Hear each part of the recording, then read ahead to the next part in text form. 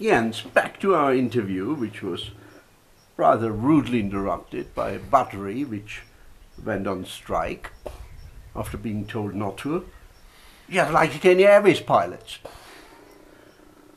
Yes, we were at We were talking about the commercial commerce. components. Commerce. Yes, commerce. And one of them is, as you pointed out, the ranch business. We have roughly about 3,500 Heads of cattle. Heads of cattle, and they contribute obviously to the sustainability of it. So there is some commercial income from this side of the business, and this is a good thing to have when you are starting up tourism. And you need income while you build up your portfolio. Exactly. Because the other thing, and in tourism, luckily I think we see this all in Kenya, it is taking off nicely again. Kenya is becoming more and more popular again for it, and people learn that there is a luxury holiday component. A lot more to it than sector. beach holiday in Mombasa. Yes, and it's great as well to learn that there are a lot of other beautiful areas besides the Masai Mara to travel, and lovely add-ons to the Masai Mara, and also all year-round opportunities to travel around in the country. Have you seen any downside of the coexistence between livestock and wildlife? No, never. But while you say this, initially it was suggested that we should really be careful because no one wants to see cows, and our guests are very, very keen actually seeing cows and experiencing them, and enjoy this to learn that it's a win-win situation between the livestock and the wildlife. Well, the cows are the sub-sea in the sea for culture, because in the local culture, cattle play a hugely important role. Important. So besides the fact that it's contributing to the commerce, it's contributing to the conservation in regards to the land management and grass management, moving bomas, rotating bomas, and attracting in this way with short, fresh green grass, the antelopes again and the zebras again, and this full cycle of having predators around, etc. So there's what is your ratio of loss of livestock to predators? It's not too much, since predators are monitored. Yeah.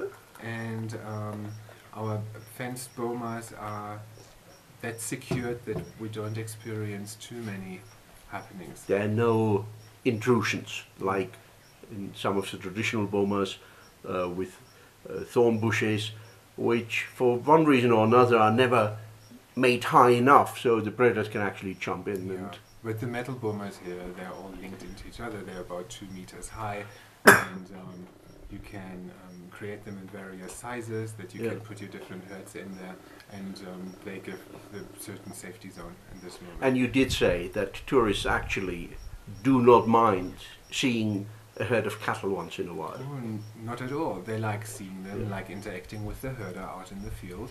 They like going to the dip.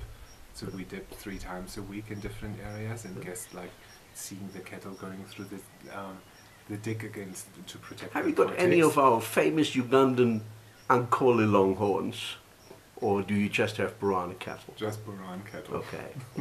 Well, it's something you may want to consider, As because an attraction. in Uganda, the Ankole cattle are a tourist attraction in its own right now. Okay. And you know, they're real longhorns, and even having a small breeding herd of those would probably add significantly to the enjoyment of tourists when they come in and see this different type of East African cows. We'll definitely make a note of this and Yes. pass it on to our ranch manager. Excellent. Very good. It's a very good idea. And then there are these small projects, and you know, little things contribute to it as well. It's like the beekeeping. We have about 300 beehives all over Segera, and create our own honey, which I think you just flavored the tea with. Indeed. And these are things they are delicious. Here is a honey, here is a tea. Thank you. And all organic, of course. And some delicious jams and jellies. I had those in the morning for breakfast, and I was very surprised about you know how rich and how well textured those jams and marmalades were. Yeah. Quite impressive. And you do that all in-house. And we do them all in-house and all in season. We have, like, around our workshop area, to protect the workshop area, we have a kai apple hedge. Yeah. And with these small kai apples, you can make this beautiful kai apple jelly. And then these traditional harissa bushes out in the field and collect the harissas. And Chef is not only making really fantastic harissa berry muffins, she's also doing this fantastic jam. And guests love experiencing something different beyond their strawberries or their normal jams which they enjoy at home. Well, now that we are talking about food, this is a perfect opening, of course, to bring that up. I have not had a meal at the same venue since I arrived here. I had lunch yesterday at the pool, patio, al fresco. I had dinner last night at the stables. Yes. I had breakfast this morning at the paddock, and I had lunch out in the bush surrounded by elephant. And you know, not quite touching distance, but close enough to keep an eye on them.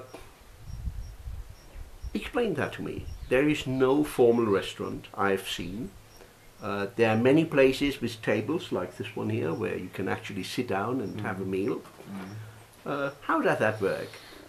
When you are full, how do your chefs cope? And let's go a step further. What sort of menus do you prepare? We had a delicious curry dinner last night, which was completely unexpected. I thought it might be some very fancy schmancy stuff coming on my plate, and there we were to a very down-to-earth but very well presented and very tasty curry, cooked in your energy-saving. I don't even know how to describe those things. They look like a chined. They look like a chined cushion or tea cozy. Yeah, indeed. So, tell us all about food and preparation and where do people eat and why do you do that? Why not one restaurant where you herd everyone in the morning for breakfast for 2 hours, an hour and a half lunch and 2 hours dinner and then you're done?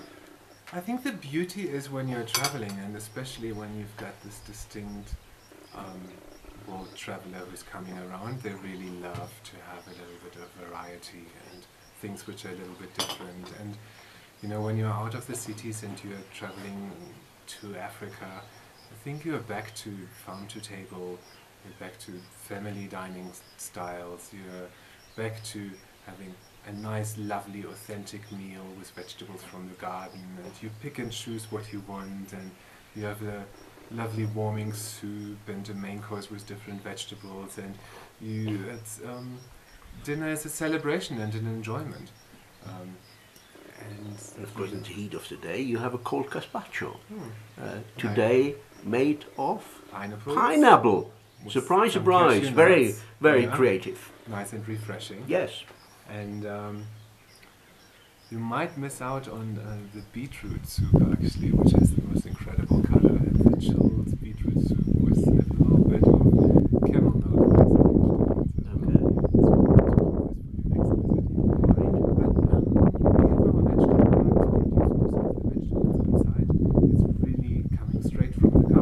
Through there this morning when we came back from the morning game drive, and it was very impressive that you have a continuous supply and you have basically 3 levels of development stages for your various vegetables that freshly planted, medium development and ready for harvest.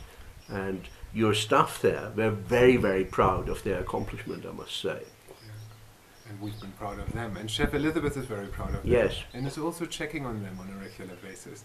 There's not a single morning she's not appearing in the garden and checking on her vegetables and the growing of the vegetables. So the food concept is according to the dietary requirements of the guests. And we listen to the guests initially, and then Chef Elizabeth puts every day a lovely menu together. And even varieties reflected in these menus.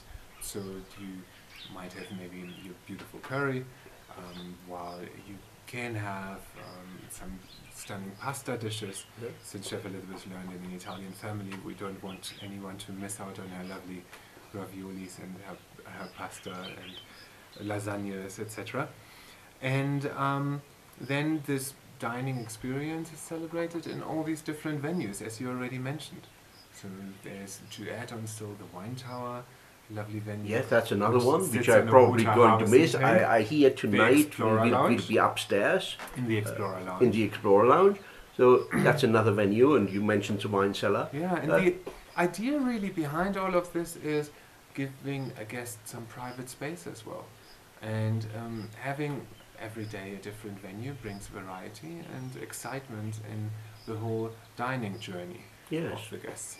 It's part of the journey, it's part of the discovery, and I think it's part of the unique experience your guests seek when they opt to stay here. In fact, I do remember that I was asked in advance on any dietary requirements, any allergies, so that your chefs can be aware of it and prepared for it. Especially these days when you experience that there are quite a lot of guests traveling with gluten intolerance and lactose intolerance, and then if you know these things in advance, Nut allergies. You can cater perfectly for the various desires. And Chef is great in doing her low-carb bread, and she sees a positive challenge in it, actually catering for a vegan, for a vegetarian, and putting these different menus together. Well, she certainly embraced my regular and very naughty, I admit, Egg Benedict challenge this morning. How did you And she enjoy got that? a 9 out of 10. The only issue I had was with the bacon, which was, for my taste, a little too crisp. But the egg itself and the hollandaise, first class. And you assured me that this was not trial number 17. This was, order comes in, she does an Egg Benedict, she plates it, she serves it, and she stands there and takes a bow when I applauded her. She did very well. But even for lunch today, the quality of the food was a very simple lunch. A quiche and some roast vegetables and, you know, fruits for dessert. Some roast chicken. And I must say, it was the simplicity which convinced me. You know, not this huge spread where you don't really know where to start, but very simple, everything you needed was there, and of course the setting, together with the food and the service, was outstanding. Do you do bush dinners and bush breakfasts on request? Yes, we do. And bush lunches, of course. Bush breakfasts on request, bush lunches, and these legendary river picnics. We try to squeeze in every stay. So we believe that guests should have this experience once in the duration of their stay, and then even on a game drive sometimes we just take a couple of baskets with. Either we set it up or we turn it a little bit down, but you have a lovely breakfast in your boxes and packed, and you can enjoy this with the sunrise out in the field. And bush dinners, we prepared them already, but most of the guests love the varieties of menus here, and sometimes just enjoy it as well after a couple of days and do great food. Just going to the pool bar, lighting the oven in the evening, and having a crisp pizza, and being there and that's what the other guests said when I came looking for you down at the pool. Sometimes a little bit of comfort food, there's nothing wrong with. Well, there's nothing wrong with fish and chips once in a while. Exactly. You know, as long as I don't have it every day. Segera, how have you established yourself in Kenya? Kenya, over the last few years, has not been a very easy market.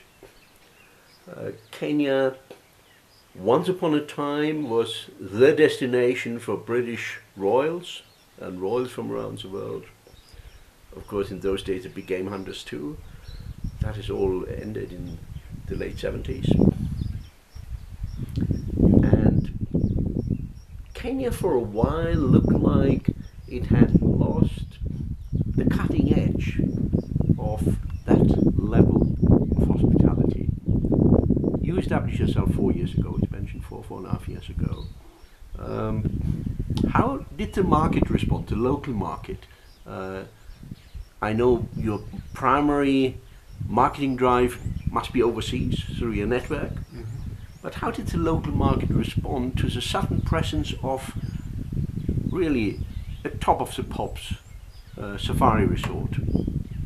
I think both things. First of all, a lot were excited that someone is trying something different, and we were excited to be the one to try something. And then lots of messages went out, and there was this question: what are we going to do with this art? And what is the idea of their villas, and how do they build them? Why are there wooden stools? And there's this sculpture garden, and there's this huge investment, and why in the Laikipia? And but so far we saw that everyone was really interested in learning about Segera and learning more and more about it. And since it was received so well by international media partners and tour operators who have learned about this property and were the first visitors, we've experienced then in the following years an increased interest in the property and learning about it. Now, when I went out on safari this morning, Game Drive, I spoke to my 2 drivers and guides and asked them how long they have been here. And one of them apparently has been here since the very beginning. Yeah. We started almost the same day. Yes. Now, he mentioned something very interesting when I asked how have the number of game evolved over those couple of years. When you came, what do you find now? He mentioned an increase of at least 50% in game numbers, in elephants, in zebras, in lions.